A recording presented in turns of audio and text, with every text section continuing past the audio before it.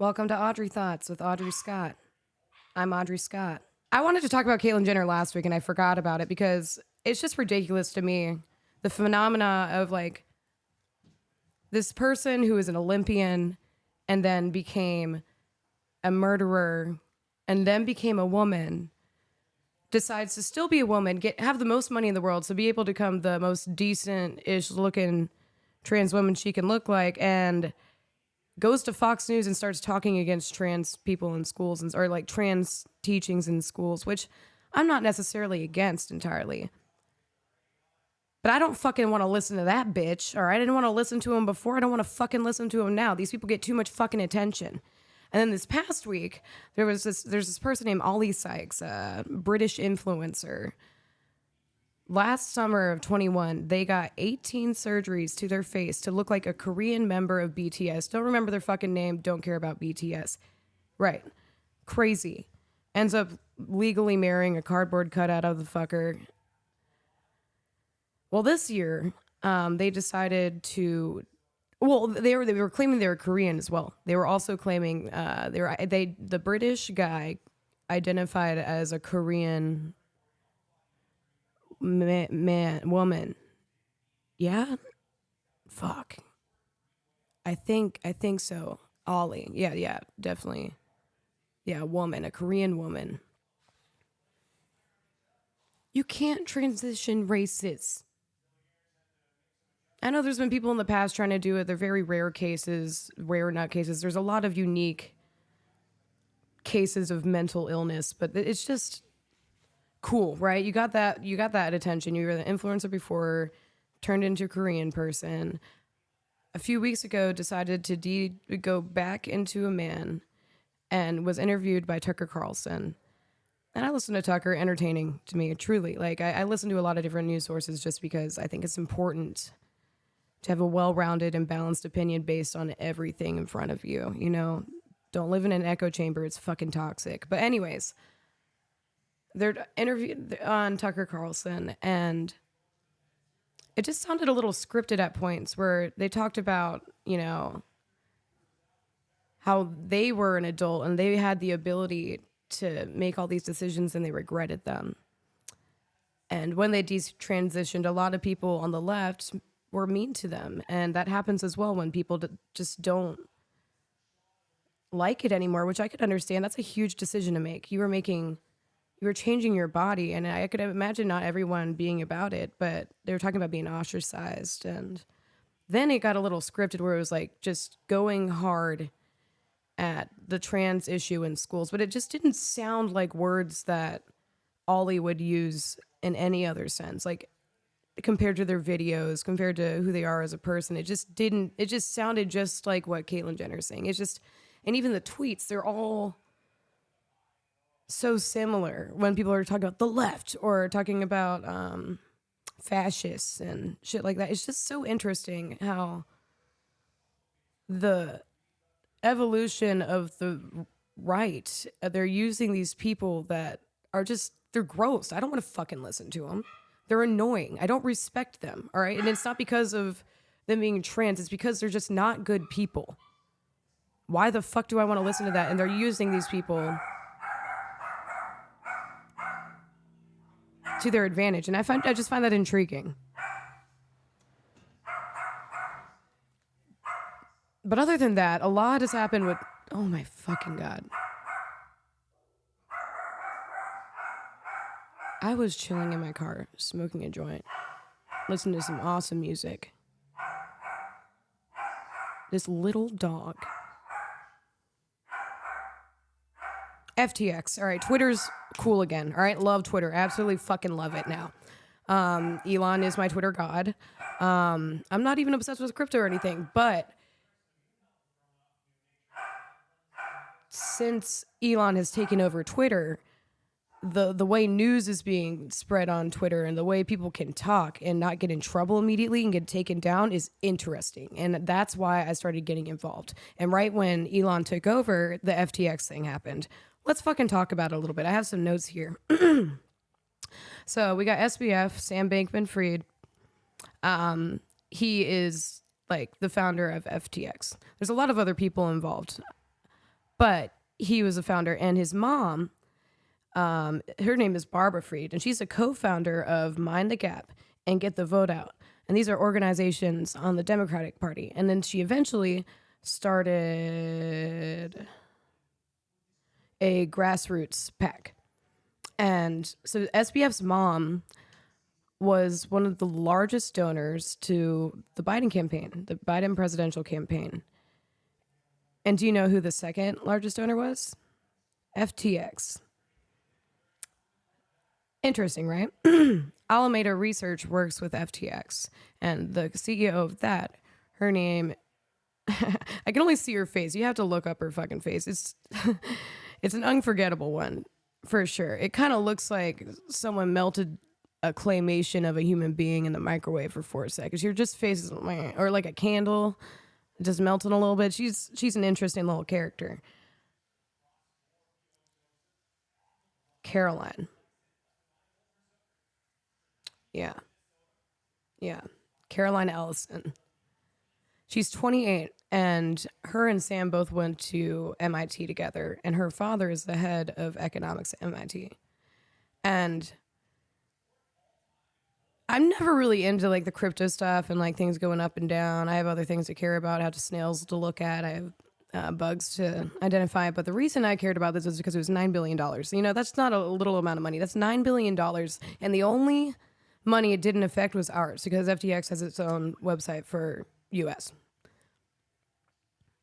$9 billion is nothing to fucking joke about.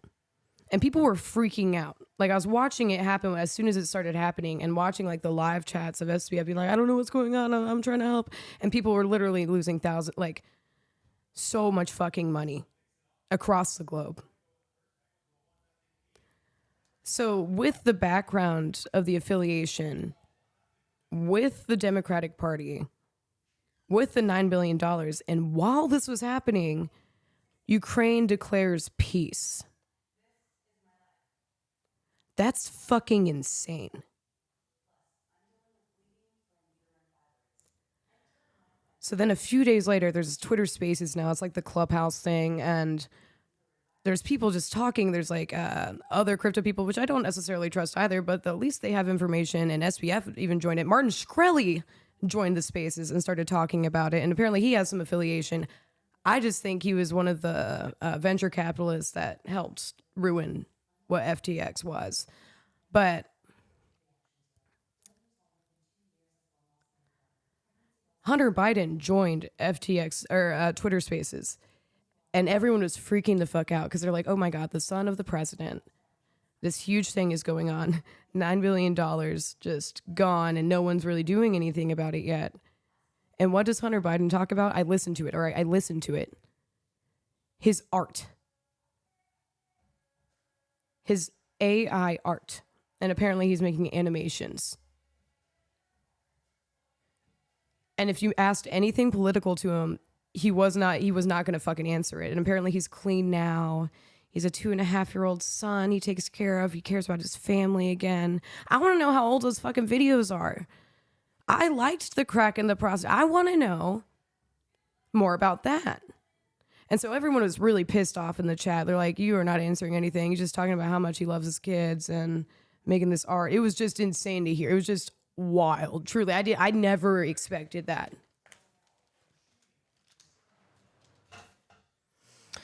But let me check fellow Twitter, because there's some evolution on this as well.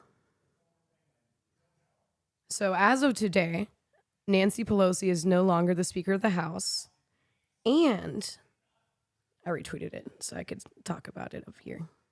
I've had so much to talk about, and I've just been ranting to all of my friends about it. And my poor friends. So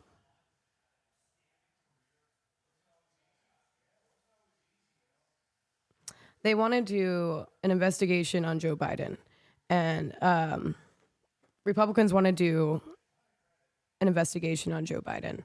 And while they were talking about doing this investigation, they also mentioned the sex trafficking that Hunter is involved in. So right after Hunter is literally talking about, oh, I love art, and this money that has obviously been laundered to fund bad shit this entire time. Like, it's just crazy. They just took so much from so many people to fund a war no one really wanted other than the people in power, because it's all about money. It's all money. It's just ridiculous. It's ridiculous. And then Putin still doesn't give a fuck. Putin's still just like, nah, I'm gonna fuck shit up. And honestly, I'm not a pro Russia. I appreciate his way of doing business sometimes. Don't fuck with them. And that's what it is. They don't. Indonesia was talking today. They don't want globalism anymore because everyone's hands are in everyone's pockets and people are being drugged into the fucking muck when they don't even have a choice. I think this is one of the biggest scams in like the history of the world. Is $9 billion. And meantime, Trump is running for president again. What the fuck?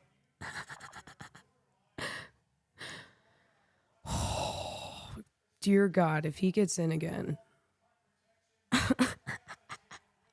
That's a lot, man. That's just... I wouldn't mind it. I truly wouldn't mind it.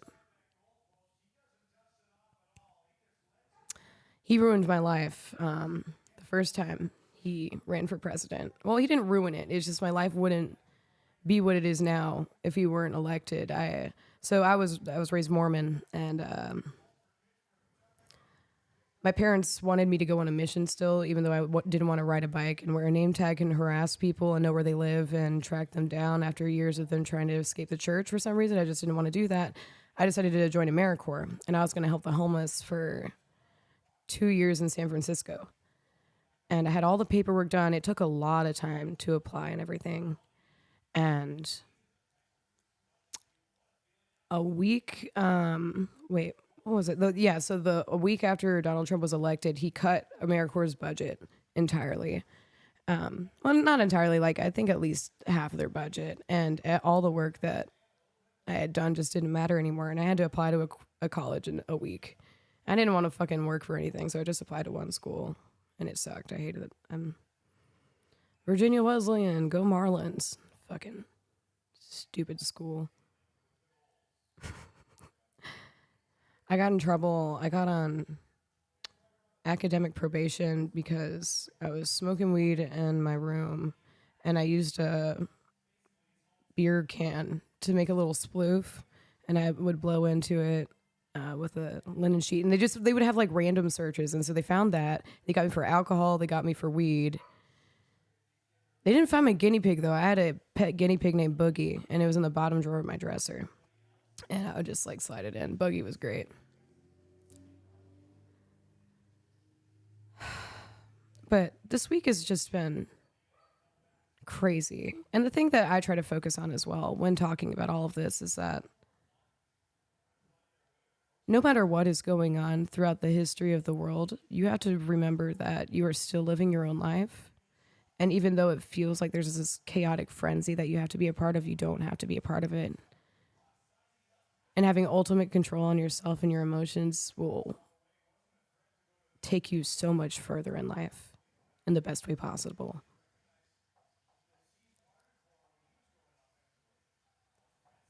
You know, it's weird. If Donald Trump had been elected president, I would have gone to San Francisco, and I don't know what would have happened. Maybe I would have gone into heroin. Maybe Donald Trump kept me from becoming a heroin addict without me even knowing. Also, fuck Nancy Pelosi. Bye, Felicia. Fucking bitch. Stupid bitch. Unprofessional bitch. I have nothing else to say. Thank you for coming to Audrey Thoughts with Audrey Scott.